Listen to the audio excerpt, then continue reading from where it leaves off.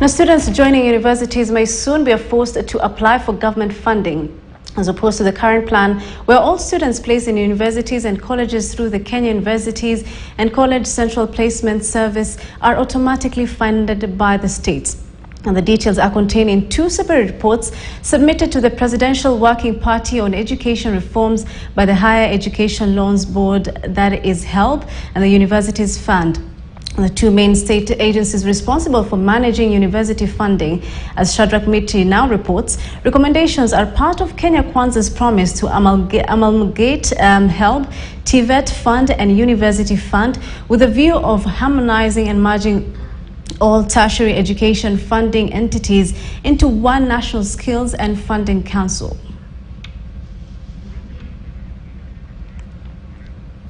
Right, that feature will be the end of Weekend Prime. Thank you so much for watching. My name is Fatia Mohamed Noor. Enjoy the rest of your night. Kenya's financing to universities is from two primary sources, which includes grants through government capitation and students' financing in the forms of loans, bursaries and scholarships administered by the Higher Education Loans Board, HELB. Universities Fund allocates 80% of university funding per student through grants based on differentiated unit cost, while the remaining 20% is funded by HELB through loans, bursaries and scholarships and household. The Kenya Universities and Colleges Placement Services Corps coordinates placement of government-sponsored students to universities and colleges.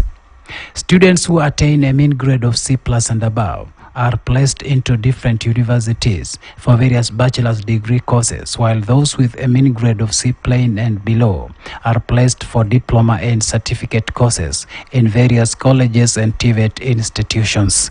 Currently, HELB gives a loan and bursary of between 37,000 to 60,000 shillings per year.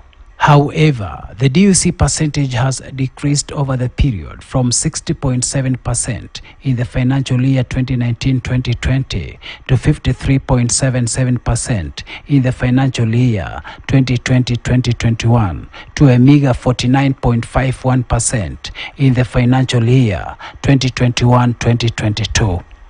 The reduction in the DUC percentage over time has been the major negative impact on higher learning institutions. This has greatly affected the operations of universities, leading to deficit in budgets and pending bills of 56.1 billion shillings.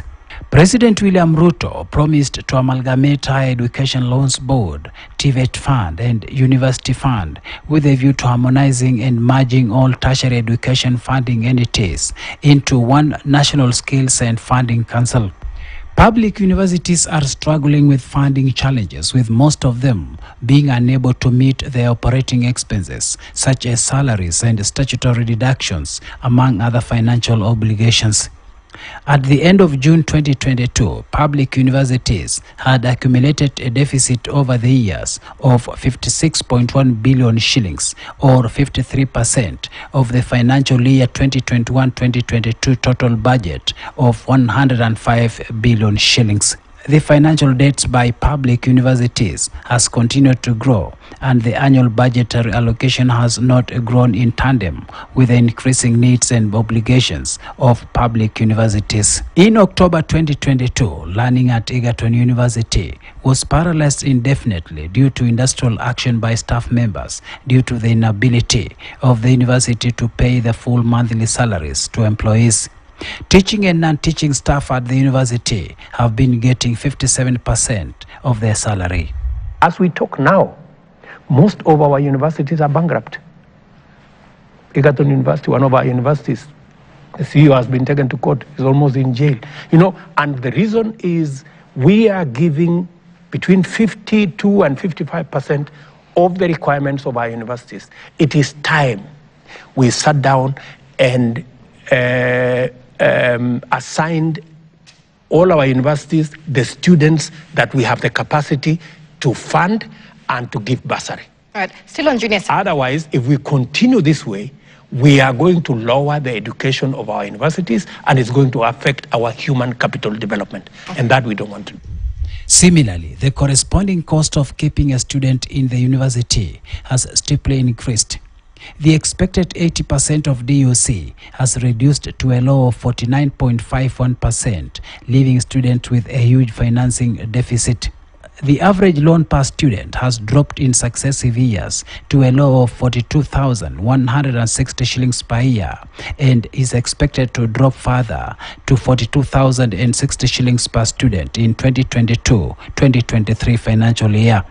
Studies carried out by HELB in 2018 showed that the minimum amount required to sustain a student in a university for 1 year is 122,000 shillings. The allocation average of 42,000 shillings per student is therefore way far below the amount required to sustain a student in the university. We are pushing the resources that are available for Higher Education Loans Board, to 21 billion. Yeah, that will be reflected shortly.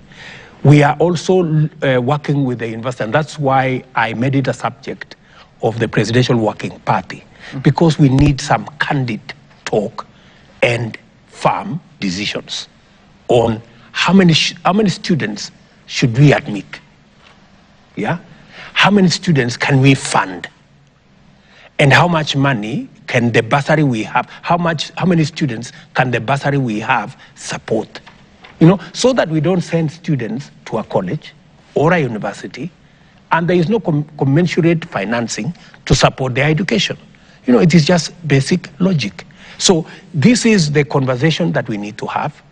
And in my opinion, it should be possible as you place a student, you must also know, is there funding for the education of that child?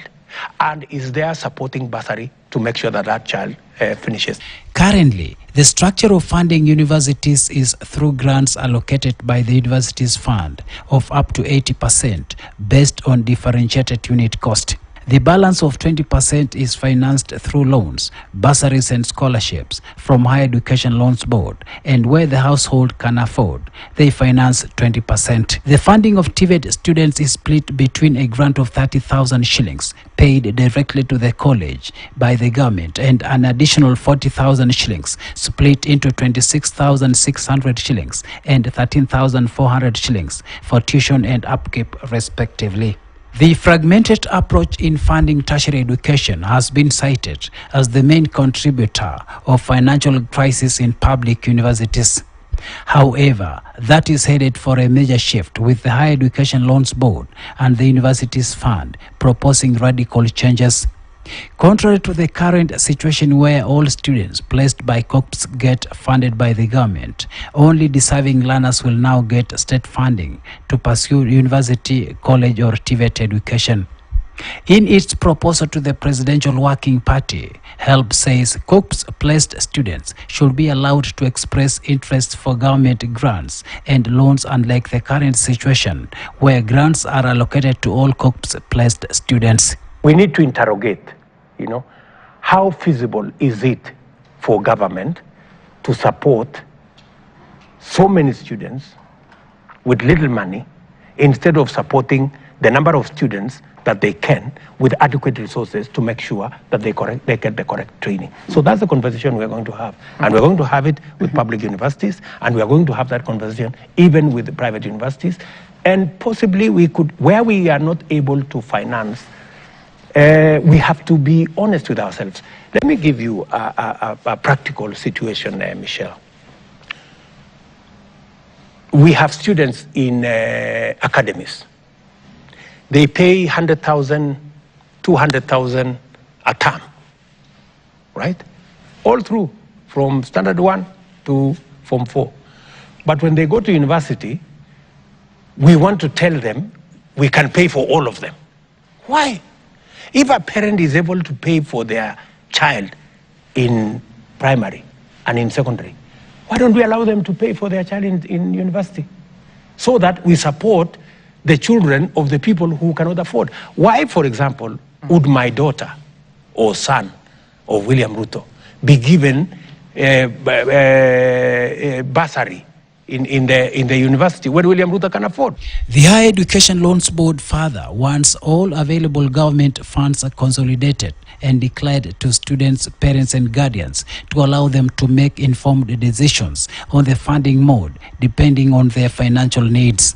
The position is shared by the University's Funds Board, which agrees that the move will release funds from those who do not want government funding, thus increasing the available funds to the needy students who need financial support.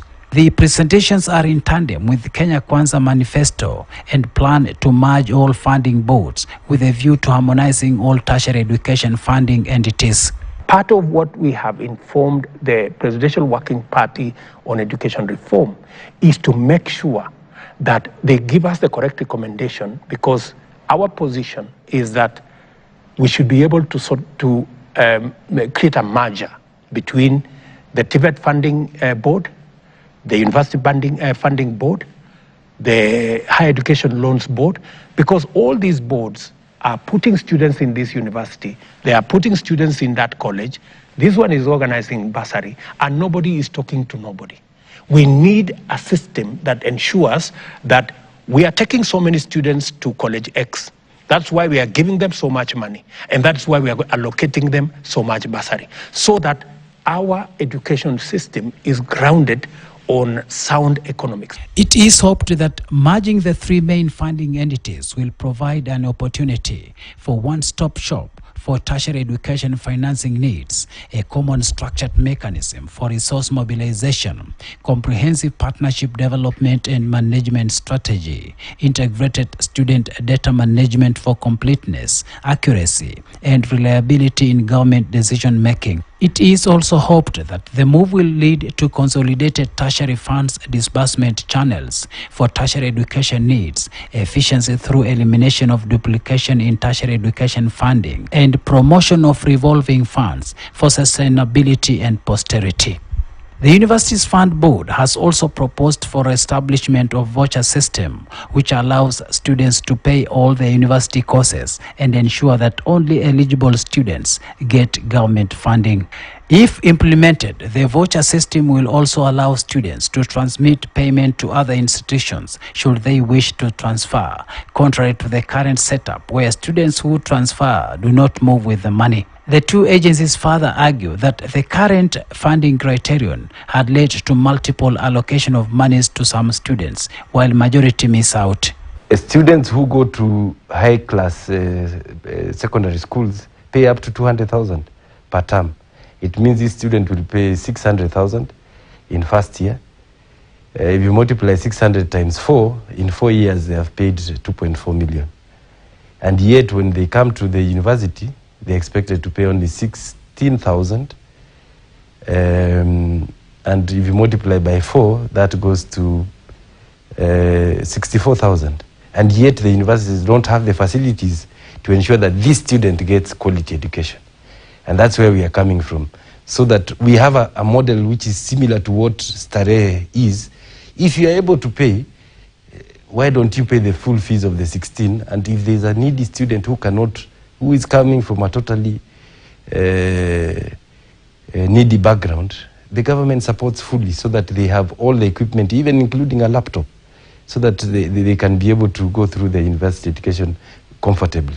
There are also proposals to have the name of the merged entity changed from the National Skills and Funding Council, with HELB arguing that putting together the words skills and funding may not bring out the desired view of the institution. Instead, it has proposed for the dropping of the name skills from the amalgamated funding body, replace the word funding with financing, and council be replaced with commission. In total, the two entities have proposed 9 names from which they want the Presidential Working Party to pick from. Some of the names are Higher Education Funding Commission, National Commission for Student Financing, Higher Education Students Financing Commission, Higher Education Students EduBank, or Higher Education EduBank. Other proposed names are Higher Education Revolving Fund and Tertiary Education Fund. The report has particularly recommended for the repealing of the HELB Act and sections of the Universities Act 2012 and Technical and Vocational Education and Training Act of 2013 on the formation of University Funding Board and TVET Funding Board to create the Higher Education Funding Commission Act of 2023. It is also proposed that 2 members of the boards of HELB and UFB to be appointed in the new commission to ensure a smooth transition period.